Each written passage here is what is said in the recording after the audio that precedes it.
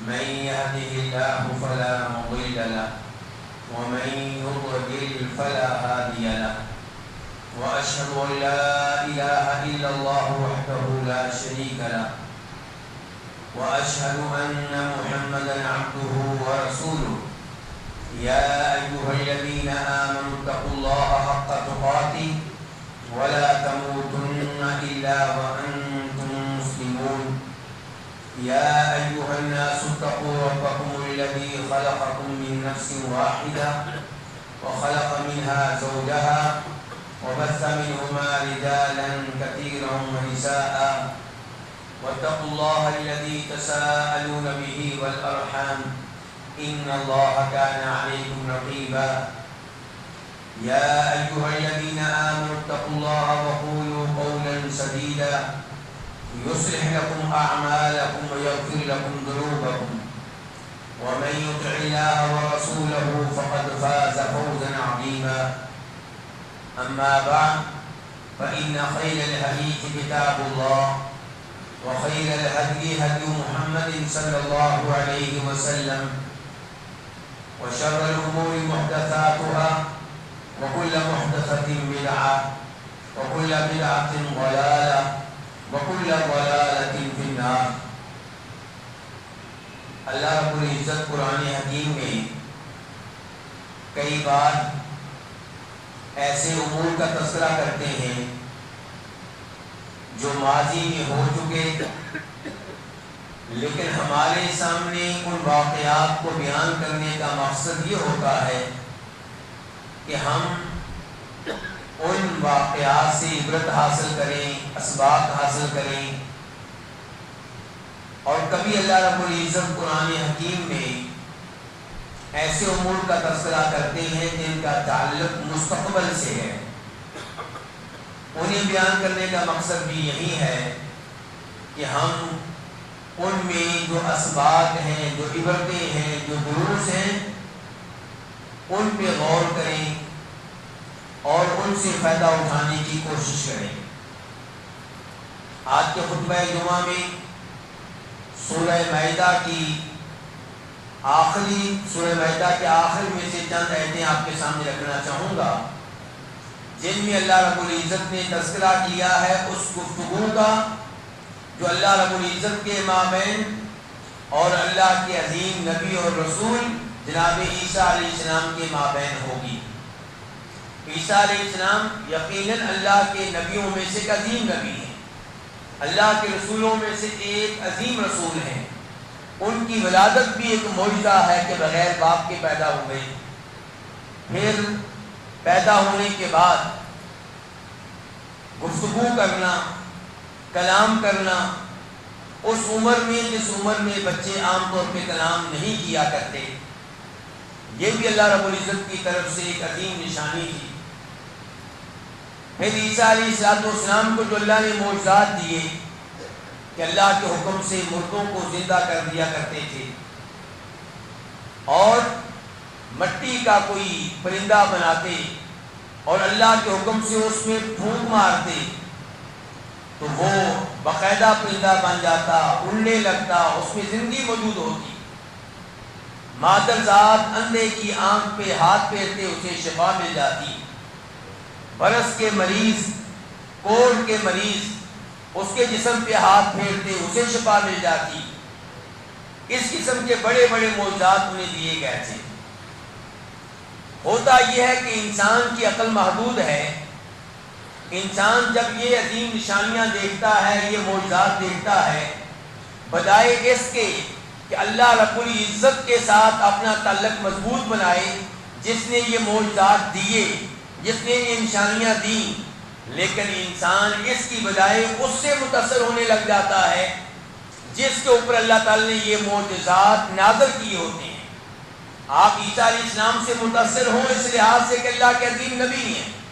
آپ ان سے متاثر ہوں اس لحاظ سے کہ اللہ کے عظیم رسول ہیں، لیکن ان معجزات کی وجہ سے، ان نشانیوں کی وجہ سے آپ انہیں رب سمجھنا شروع کر دیں،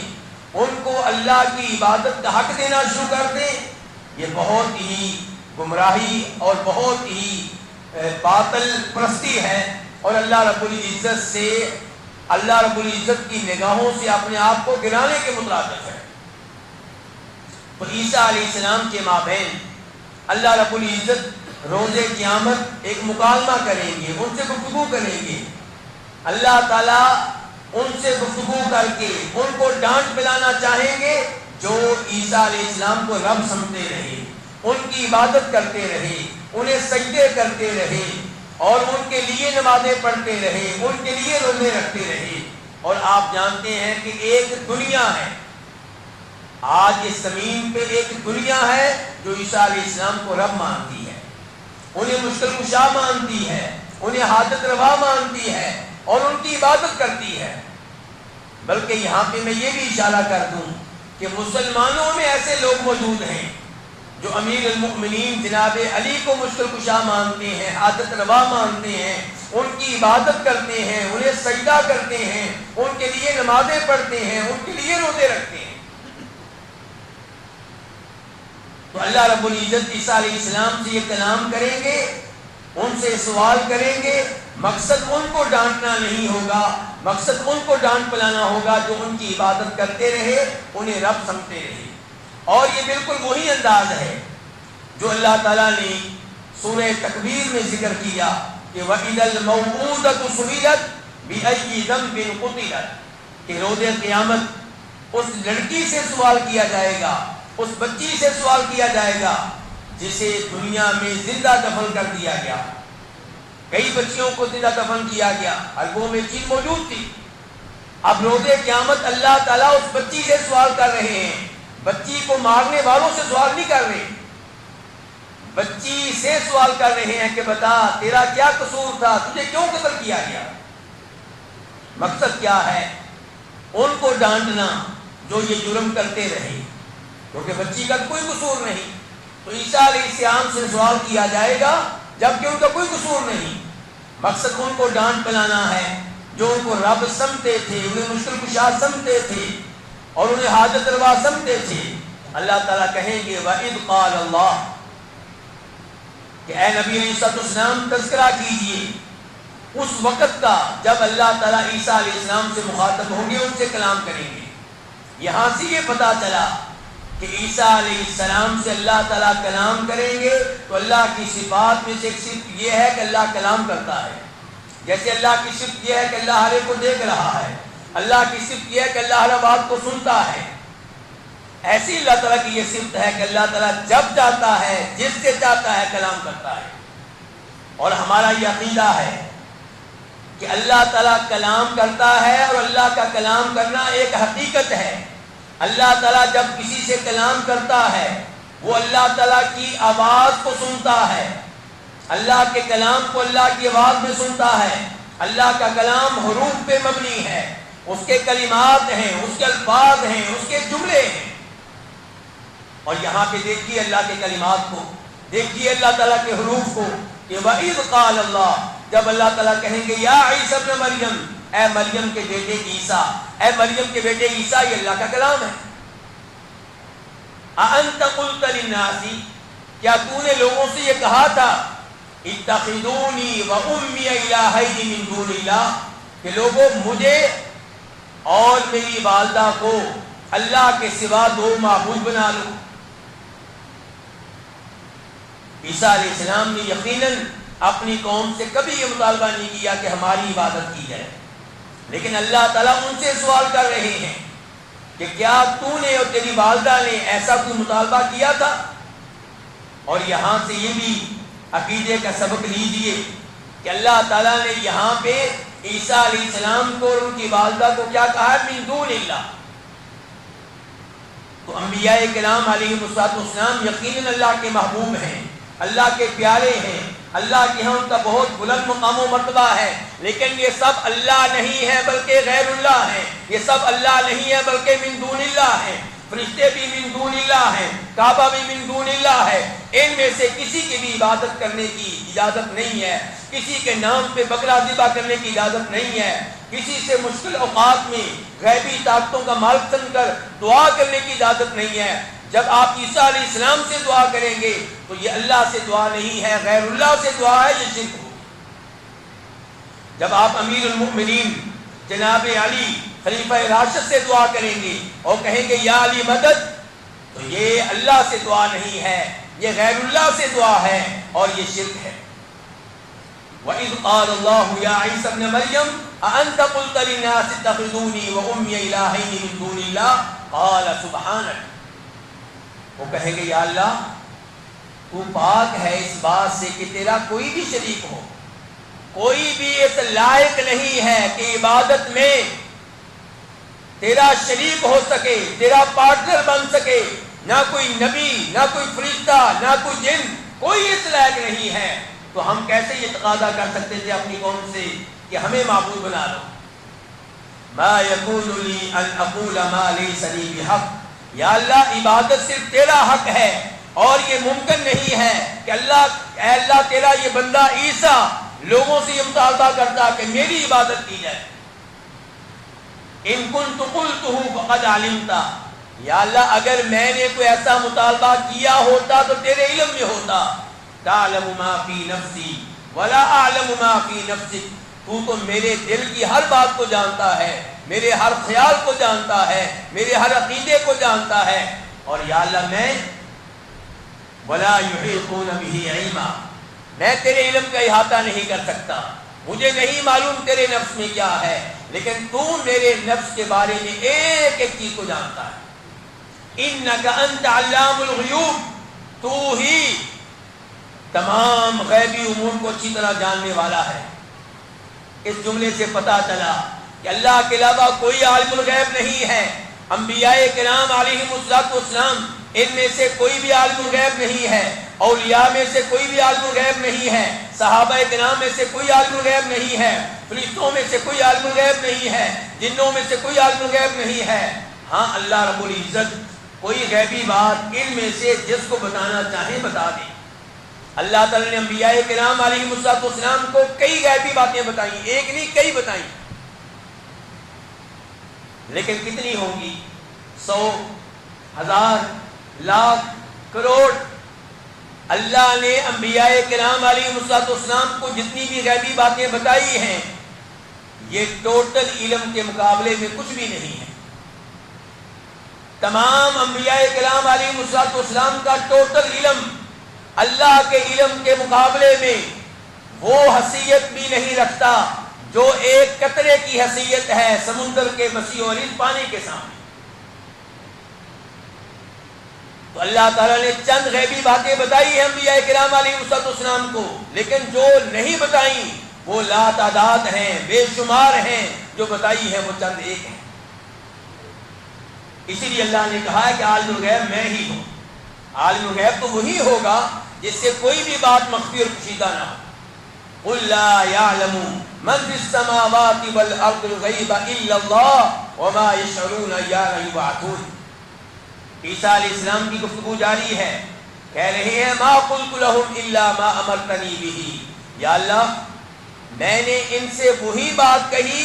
جس کا تو نے مجھے حکم دیا تھا، اور تو نے مجھے حکم یہ دیا تھا کہ میں ان سے مطالبہ کروں کہ عبادت ایک اللہ کی جائے، اس کے ساتھ کسی کو شریک نہ کیا جائے۔ یا اللہ میں کہتا رہا اعبدوا اللہ ربی و ربکم، کہ لوگوں اللہ کی عبادت کرو جو میرا بھی رب ہے تمہارا بھی رب ہے، یعنی کہ جو رب ہے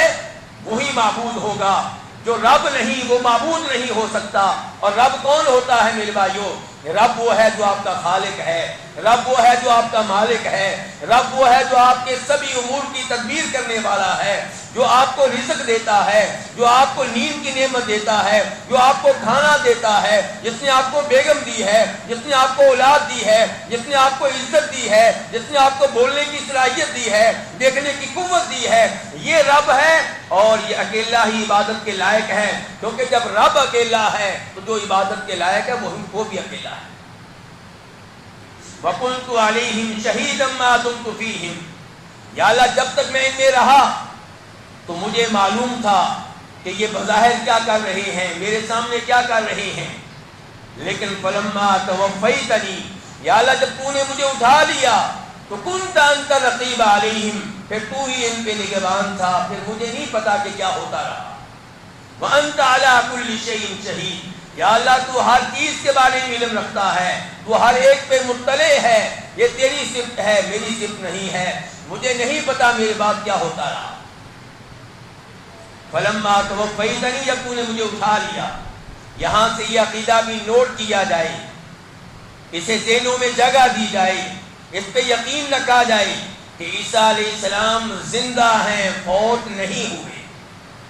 اور قیامت کے قریب اللہ تعالیٰ انہیں زمین پہ نازل فرمائیں گے، دجال کا خاتمہ کریں گے، خنزیر کو قتل کریں گے، اور اس زمین پہ اللہ کی شریعت کو نافذ کریں گے۔ اس پہ ہر مسلمان کا ایمان ہونا چاہیے۔ تو عیسیٰ علیہ السلام زندہ ہے، اس لیے کیا کہہ رہے ہیں کہ یا اللہ جب تو نے مجھے اٹھا لیا تھا، اور یہ وہی موقع تھا جب یہودی عیسیٰ علیہ السلام کو قتل کرنے لگے، ان کو قتل کرنے کی پلاننگ کر چکے، اللہ نے ان کی سازش کو ناکام بنایا۔ وَمَكَرُوا وَمَكَرَ اللَّهُ وَاللَّهُ خَيْرُ الْمَاكِرِينَ، ایک چال انہوں نے چلی اور ایک چال تیرے رب نے چلی، اور تیرے رب کی چال سے بہتر چال کس کی ہو سکتی ہے؟ اللہ تعالیٰ نے عیسیٰ علیہ السلام کو زندہ اوپر اٹھایا ہے۔ وَمَا قَتَلُوهُ يَقِينًا، اللہ کا فرمان ہے کہ پکی بات ہے کہ یہ میرے بندے عیسیٰ علیہ السلام کو قتل نہیں کر سکے، بل رفعہ اللہ الیہ، بلکہ اللہ نے انہیں اپنی طرف اٹھا لیا ہے۔ عیسیٰ علیہ السلام کی گفتگو جاری ہے اللہ کے سامنے، کہتے ہیں یا اللہ ان تعذبہم فإنہم عباد، یا اللہ ان کو اگر تو عذاب دے تو تیرے بندے ہیں، بھاگ نہیں سکیں گے، کچھ نہیں کر سکیں گے۔ وَإِن تَغْفِرْ لَهُمْ فَإِنَّكَ أَنْتَ الْعَزِيزُ الْحَكِيمُ، اور اگر تو بخش دے تو تو ہر بات پہ غالب ہے، ہر ایک پہ غالب ہے، کمال حکمت والا ہے، تجھے کوئی پوچھنے والا نہیں ہے، تو جو چاہے سو کرے۔ تو عیسیٰ علیہ السلام نے اللہ کے بندوں کو دو حصوں میں تقسیم کر دیا، ایک وہ جو کفر کے راستے پہ چلے، جو شرک کے راستے پہ چلے، یا اللہ اگر تو ان کو عذاب دیتا ہے تو تیرے بندے ہیں، اور یا اللہ تیرے وہ بندے جو ایمان پہ رہے، توحید پہ رہے، درست عقیدے پہ رہے، یا اللہ غلطیاں تو ان سے بھی ہوئی ہیں لیکن اگر تو ان کو معاف کر دے تو تو ہر چیز پہ غالب ہے، کمال حکمت والا ہے۔ یہاں پہ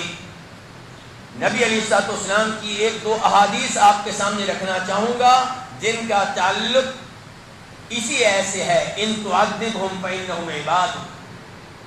امام مسلم رحمہ اللہ روایت کرتے ہیں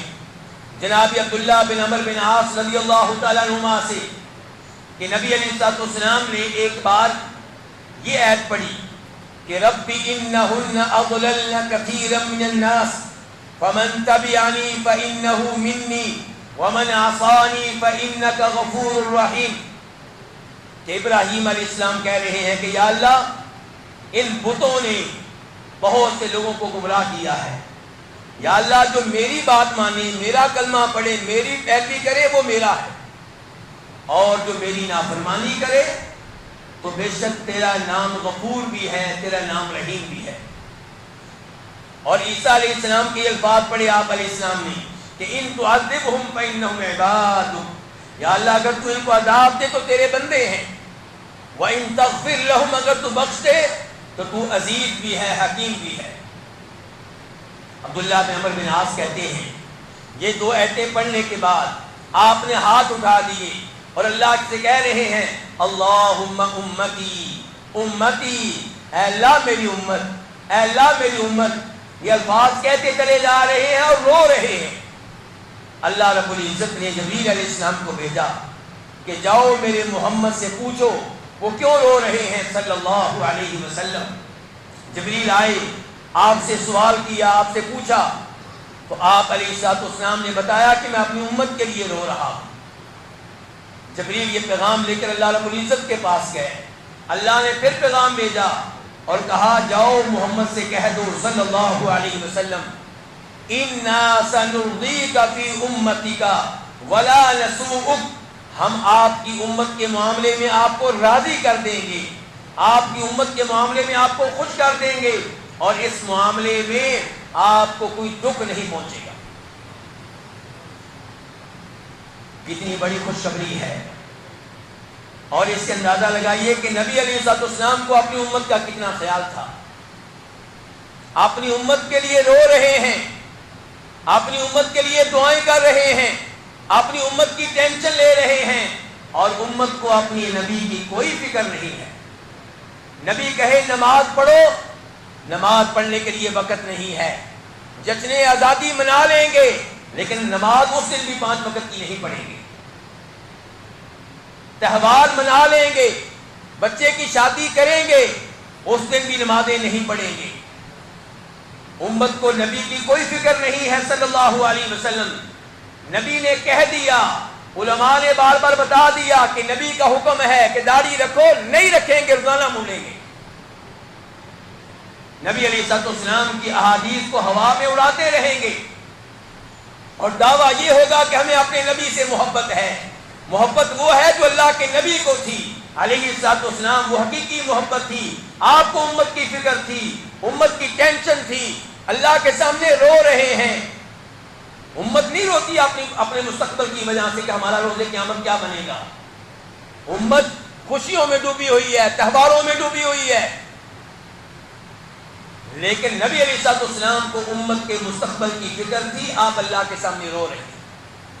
اور کہہ رہے ہیں اللہم امتی امتی، اور اللہ نے خوشخبری دی کہ ہم آپ کو آپ کی امت کے معاملے میں راضی کر دیں گے، اور ان الفاظ سے کوئی دھوکہ نہ کھائے۔ نبی علیہ السلام کبھی نہیں چاہیں گے کہ شرک کرنے والا جنت میں جائے۔ وہ یہ نہ سمجھے کہ نبی علیہ السلام کے ان الفاظ کا مطلب یہ ہوگا کہ شرک کرنے والوں کو بھی معافی مل جائے گی، ایسا قطعاً نہیں ہے۔ اور نہ ہی اللہ تعالیٰ کسی شرک کرنے والے کے معاملے میں شفاعت کو قبول کرنے والے ہیں، سننے والے ہیں۔ اسی آیت کے تعلق سے ایک اور حدیث امام نسائی رحمہ اللہ روایت کرتے ہیں، ابو ذر رضی اللہ تعالیٰ عنہ سے، کہتے ہیں کہ نبی علیہ السلام نے ایک رات قیام کیا، تہجد کی نماز پڑھی، پوری رات سورہ فاتحہ کے بعد آپ ایک ہی آیت پڑھتے رہے، ان تعذبہم فانہم عبادک وان تغفر لہم فانک انت العزیز الحکیم۔ یا اللہ تو عذاب ان کو دے تو تیرے بندے ہیں، تو بخش دے تو تو عزیز اور حکیم ہے۔ ابو ذر کہتے ہیں حتیٰ کہ رکوع میں بھی یہی آیت پڑھتے رہے، حتیٰ کہ سجدے میں بھی یہی آیت پڑھتے رہے۔ اس حدیث کو امام احمد نے اپنی مسلم میں بھی روایت کیا ہے۔ ابو ذر کہتے ہیں صبح ہوئی، نبی علیہ السلام سے ہم نے پوچھا کہ اللہ کے نبی علیہ السلام ایسا کیوں ہے کہ آپ نے پوری رات کی نماز میں ایک ہی آیت کی تلاوت کی، رکوع میں بھی وہی آیت، سجدے میں بھی وہی آیت؟ تو آپ نے کہا انما سألت ربی میں نے خطبے کے شروع میں گزارش کی تھی کہ آپ کے سامنے 3 احادیث رکھوں گا جن کا تعلق مالی امور سے ہے، لیکن وقت کی کمی کی وجہ سے صرف 1.5 حدیث کے اوپر گفتگو ہو سکی تھی، اور 1.5 حدیث باقی رہ گئی تھی۔ تو ایک بھائی کا مطالبہ تھا کہ آپ اس موضوع کو مکمل کیجیے گا، تو میں مختصر انداز میں وہ جو 1.5 حدیث رہ گئی آپ کے سامنے رکھنا چاہوں گا۔ دوسری جو حدیث تھی اس کا پہلا حصہ یہ تھا کہ مقبل الغنی ظلم، کہ مالدار آدمی اس نے کسی کا مال دینا ہے لیکن تاخیر سے کام لے رہا ہے، ٹرخا رہا ہے، ٹال مٹول سے کام لے رہا ہے، یہ ظلم ہے۔ تو اس کے اوپر تفصیل سے گفتگو ہوئی تھی۔ اس حدیث کا دوسرا حصہ یہ ہے کہ جب آپ نے کسی سے مال لینا ہو، قرض لینا ہو، اور وہ آپ سے یہ کہے کہ آپ یہ قرض فلاں بندے سے لے لیں کیونکہ اس نے میرا پیسہ دینا ہے، آپ اس سے لے لیں، تو اس کا کیا حکم ہے؟ یقیناً آپ سب کا جواب یہ ہوگا کہ آپ کہیں گے کہ میں کیوں جاؤں اس کے پاس، میں نے پیسہ آپ کو دیا تھا، میں نے آپ سے ہی لینا ہے۔ لیکن نہیں میرے بھائیوں، ہم اپنے من کی، اپنی خواہشات کی پوجا کرنے والے نہیں ہیں، ہم محمد الرسول اللہ صلی اللہ علیہ وسلم کی بات ماننے والے ہیں اور آپ کی احادیث پہ عمل کرنے والے ہیں۔ نبی علیہ السلام کا واضح فرمان ہے وَإِذَا أُتْبِعَ أَحَدُكُمْ عَلَى مَلِيءٍ فَلْيَتْبَعْ، کہ جب تم سے یہ کہا جائے فلاں آدمی نے میرا مال دینا ہے، میرا قرض دینا ہے، اور جو میں نے آپ کا قرض دینا ہے وہ آپ اس سے وصول کر لیں، تو وہ آدمی جو تیسرا آدمی ہے اگر مالدار ہے، فقیر نہیں ہے، اور دوسرے نمبر پہ اس کے ریکارڈ میں یہ نہیں ہے کہ وہ تنگ کرتا ہو، پریشان کرتا ہو، اور پہلے سے کئی لوگوں کے حقوق اس نے نہ دیے ہو، ریکارڈ اس کا صاف ستھرا ہو، آدمی مالدار ہے، صاف ستھرا ہے۔ تیسرے نمبر پہ ایسا آدمی ہے جس کو کورٹ میں پیش کیا جا سکتا ہے، کوئی وزیر نہیں ہے، منسٹر نہیں ہے کہ جس کو آپ کورٹ میں پیش ہی نہ کر سکتے ہوں۔ تو اگر ایسا آدمی ہے تو پھر آپ کو یہ بات مان لینی چاہیے اور یہ معاہدہ اس سے کر لیں کہ ٹھیک ہے، جو قرضہ میں نے آپ سے لینا تھا اب میں اس سے لوں گا۔ تو اس کو باقاعدہ آپ تحریری شکل دے لیں، اس کے گواہ بنا لیں، لیکن یہ بات آپ کو ماننی ہوگی کیونکہ نبی علیہ الصلوۃ والسلام نے یہ فرما دیا ہے۔ لیکن اگر وہ آدمی فقیر ہے، آپ نے لینا ہے کسی سے 1 کروڑ روپیہ اور وہ آدمی ایسا ہے کہ 1 کروڑ روپیہ کبھی بھی نہیں دے سکتا، تو آپ کہیں نہیں جی میں نے اپنا حق آپ سے لینا ہے۔ یا وہ آدمی اس کا ریکارڈ ایسا ہے کہ کئی لوگوں کا پہلے سے اس نے قرض دینا ہے نہیں دے رہا، تو پھر بھی آپ انکار کر سکتے ہیں۔ یا جیسا کہ گزارش کر چکا ہوں کہ ایسا آدمی ہے جس کو کورٹ میں لے جانا ممکن نہیں ہے، تو پھر بھی آپ انکار کر سکتے ہیں،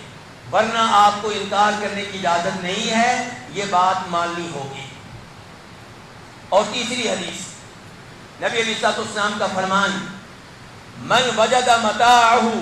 عند رجل قد افلس فهو احق به من غیرہ۔ آپ نے کسی کو گاڑی دی، کیوں دی؟ بیچی آپ نے، لیکن ابھی اس نے آپ کو پیسے نہیں دیے، یا آپ نے گاڑی امانت کے طور پہ اس کے پاس رکھوائی، یا کوئی بھی معاملہ ہے آپ کی گاڑی اس کے پاس پہنچ گئی، آپ کی گاڑی اس کے پاس موجود ہے، انہی دنوں حکومت کو پتہ چلا یا اس آدمی نے خود اعلان کر دیا کہ میں تو دیوالیہ ہو چکا، مفلس ہو چکا، ڈیفالٹ ہو چکا، اس آدمی کے ٹوٹل اثاثے مثال کے طور پہ 40 لاکھ روپے کے ہیں اور قرض اس کے اوپر چڑھ چکا ہے 2 کروڑ کا، 3 کروڑ کا، تو اب حکومت کو چاہیے کہ وہ اعلان کر دے کہ یہ آپ کی ڈیفالٹ ہے، یعنی کہ اب کوئی بھی اس کے ساتھ لین دین نہ کرے، کوئی اس سے مکان نہ خریدے، کوئی اس سے گاڑی نہ خریدے، نہ کوئی اس کو بیچے۔ اب حکومت کوئی آفیسر مقرر کرے گی، کسی کی ڈیوٹی لگائے گی، تو اس کا مکان بیچا جائے گا، اس کی گاڑیاں بیچی جائیں گی، اس کے پلاٹ بیچے جائیں گے، اس کے پاس جو سونا ہے وہ سب بیچا جائے گا، یہ سب بیچ کے مثال کے طور پہ 50 لاکھ روپیہ ہو گیا۔ اب یہ 50 لاکھ روپیہ ان لوگوں میں تقسیم کیا جائے گا جن سے اس نے قرضہ لے رکھا ہے، اور وہ سب تھوڑا تھوڑا نقصان برداشت کریں گے، کیونکہ ٹوٹل قرضہ تو 3 کروڑ روپیہ بنتا ہے اور اس کا ٹوٹل اثاثہ جو نکلا ہے وہ 50 لاکھ روپیہ ہے، تو یہ سب میں مناسب انداز میں تقسیم کیا جائے گا اور سب کچھ نہ کچھ نقصان برداشت کریں گے۔ لیکن یہ قرضہ لینے والوں میں سے ایک آدمی اس کے گھر پہنچ گیا، دیکھا وہاں پہ گاڑی کھڑی ہے، وہ کہتا ہے یہ گاڑی تو میری، میں لے کے جا رہا ہوں۔ باقی قرضہ لینے والے کہتے ہیں نہیں، ہم تجھے گاڑی لے جانے نہیں دیں گے، جیسے مکان بکے گا ایسی گاڑی بھی بکے گی، یہ والی گاڑی جیسے باقی اس کی گاڑیاں بک رہی ہیں یہ بھی بکے گی، اور جیسے ہم نقصان برداشت کر رہے ہیں تو بھی نقصان برداشت کر۔ یہ کیا ہوا کہ تو پوری گاڑی لے جائے، تیرا کوئی بھی نقصان نہ ہو اور ہمارا نقصان ہو، تو نقصان میں ہم سب برابر کے شریک ہوں گے۔ تو نبی علیہ السلام کا فرمان ہے کہ جس نے ایسے آدمی کے پاس تو دیوالیہ ہو چکا، ڈیفالٹ ہو چکا، اپنا کوئی بھی سامان اسی حالت میں پا لیا جس حالت میں دیا تھا، تو وہ اس سامان کا زیادہ حقدار ہے، یعنی کہ گاڑی اس کو دے دی جائے۔ گاڑی جیسے اس نے دی تھی ویسی کی ویسی ہے، نہ گاڑی میں کوئی تبدیلی آئی ہے، نہ گاڑی کو اس نے کہیں آگے بیچا ہے، اور نہ گاڑی کی اس نے تھوڑی بہت قیمت اس کو ادا کی تھی، مکمل قیمت ابھی تک رہتی ہے اور گاڑی اسی انداز میں ہے جس انداز میں اس نے دی تھی۔ تو اس صورتحال میں اس آدمی کو گاڑی لے جانے دی جائے۔ اگر اس کے گھر میں کسی کو اپنا موبائل مل گیا ہے اور وہ کہتا ہے کہ میرا تو موبائل کا مسئلہ تھا، میرا موبائل موجود ہے، مجھے لے جانے دو، تو اس کا موبائل اس کو لے جانے دیا جائے۔ ہاں اگر وہ آدھی قیمت پہلے لے چکا ہے تو پھر نہیں۔ تو یہ تیسری حدیث تھی جو میں آپ کے سامنے بیان کرنا چاہتا تھا۔ اللہ رب العزت سے دعا ہے کہ اللہ تعالی ہمیں مالی معاملات میں حرام سے بچنے کی توفیق دے اور حلال اللہ تعالی ہمیں اور ہماری اولادوں کو عنایت فرمائے۔ یاد رکھیے